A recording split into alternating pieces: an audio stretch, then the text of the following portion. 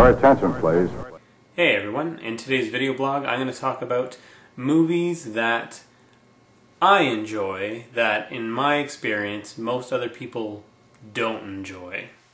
Now I could be wrong in the number of people that I think don't enjoy it. This is just based on conversations I've had with people and reviews that I've read online. So it'd be interesting to see if others agree with me that these are good movies. I'm not saying they're amazingly great movies, but they're movies that I enjoyed. And number 5 on this list is The Truman Show. Now, I'm not really a huge Jim Carrey fan, and from what I understand, a lot of people didn't really like his performance in this movie. They felt that the movie in general was boring, but I like the story that was told in this movie. And I like the way Jim Carrey portrayed the character in the movie. And I think it is probably my favorite Jim Carrey movie. If you can get over the initial premise that a TV corporation adopted a baby and put it on camera without it knowing it was on camera, if you can just get by that and accept that that's the truth, then everything else seemed to unfold pretty naturally and in a believable way. Mars Attacks. Many people that I know that saw the movie didn't enjoy it. They didn't think it was funny. They thought it was silly and ridiculous and just stupid. And it is all those things, but I think it's supposed to be those things. I take it much more of its kind of a spoof slash homage to the alien movies of, I don't know, I guess it would be maybe the 50s, I'm guessing. I didn't actually see a lot of the movies that this era is from, but I can still kind of picture them in my mind, and I think this is a enjoyable, goofy take on those movies. And looking through the right lens, a fun movie to watch. Aliens vs. Predator Requiem.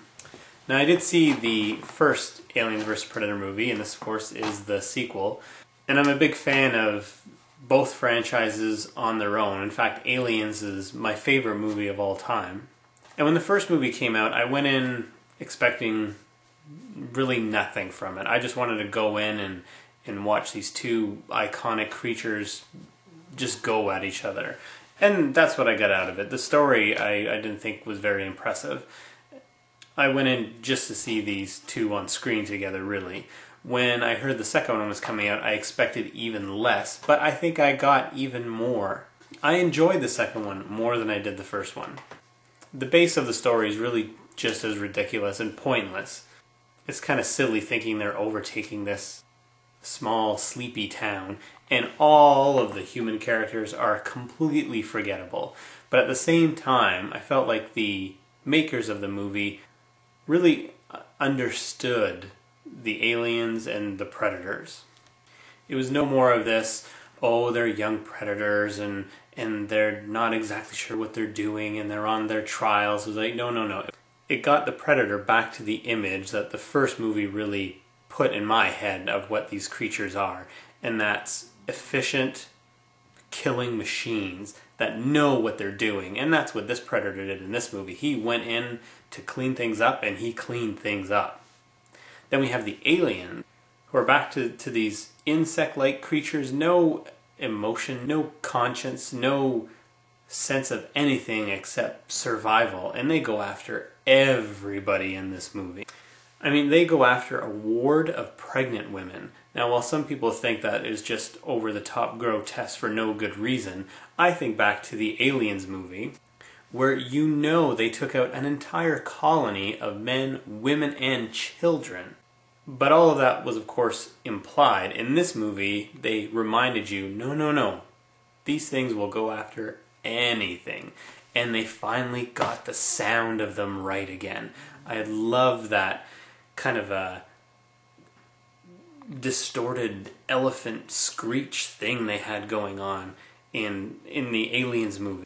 And when I saw this movie, I think it was the first time since then where that sound came back. And it's such a little thing, but I love it so much I was happy to see it in the movie.